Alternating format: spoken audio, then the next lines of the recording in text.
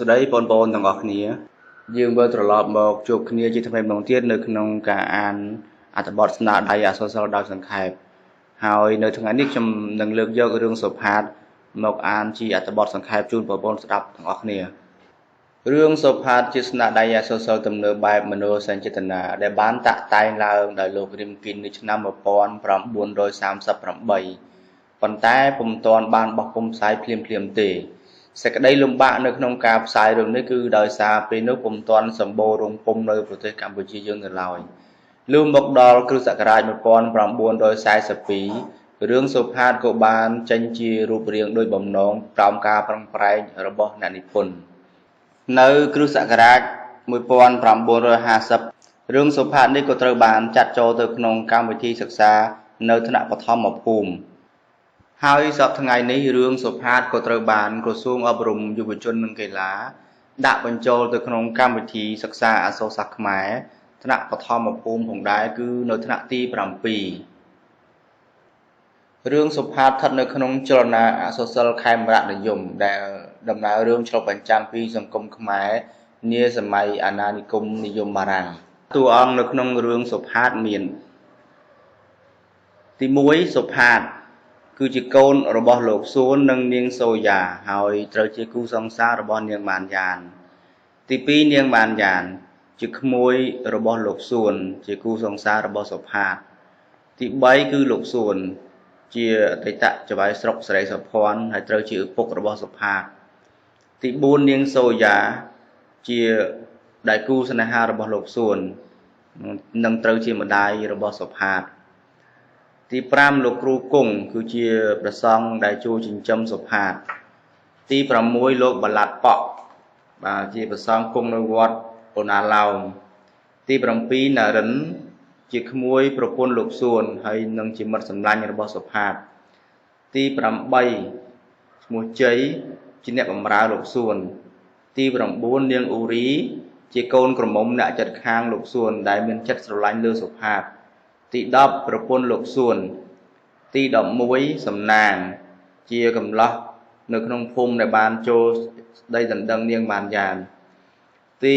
12ផនស៊ីជាឈ្មោះដែលសុផាតខ្លែងបន្លំទី13មេស្រុកសុក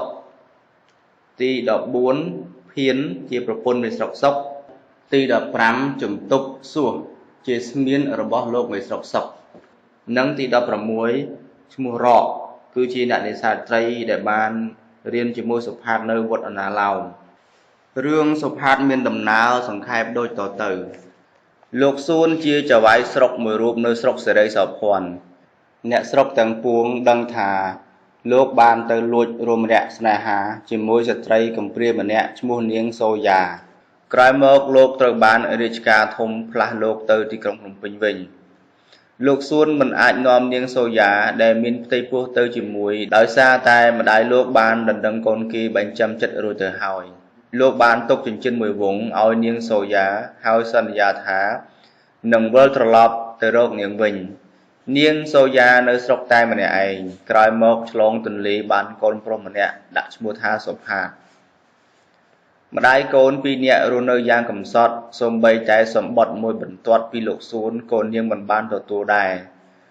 ពេលដឹងថាលោកសួនមានប្រពន្ធថ្មីនាងក៏ចាប់ផ្ដើមឈឺរហូតដល់ស្លាប់ហើយកូននាងត្រូវបានយកទៅដាក់ក្នុងវត្តពេលអាយុ8ឆ្នាំលុះដល់អាយុបាន12ឆ្នាំកុមារចាក់ចែងពីស្រុកទៅភ្នំពេញដើម្បីស្វែងរកឪពុកបង្កើតរបស់ខ្លួនពេលទៅដល់ភ្នំពេញសុផាតស្នាក់នៅក្នុងវត្តអូណាឡោមហើយស្គាល់ក្មេងម្នាក់ឈ្មោះណារិនក្រោយមកឪពុកធនណារិនយល់ព្រមឲ្យសុផាតស្នាក់នៅជាមួយ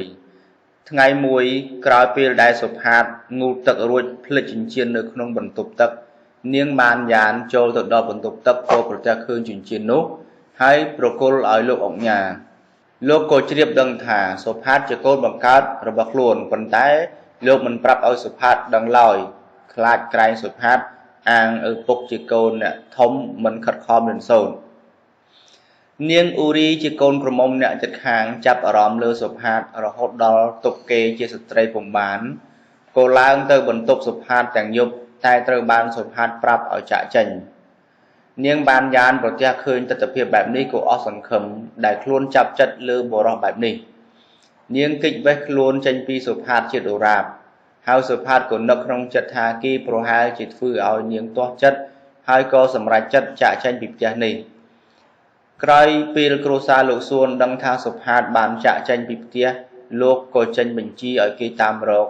ស្រាប់តែក្រុមនគរបាលរកឃើញសាកសពមួយដោយស្មានថាសុផាតចំណែកឯសុផាតវិញបានទៅរស់នៅជាមួយមេស្រុកសុកហើយបដូរឈ្មោះជាផុនស៊ី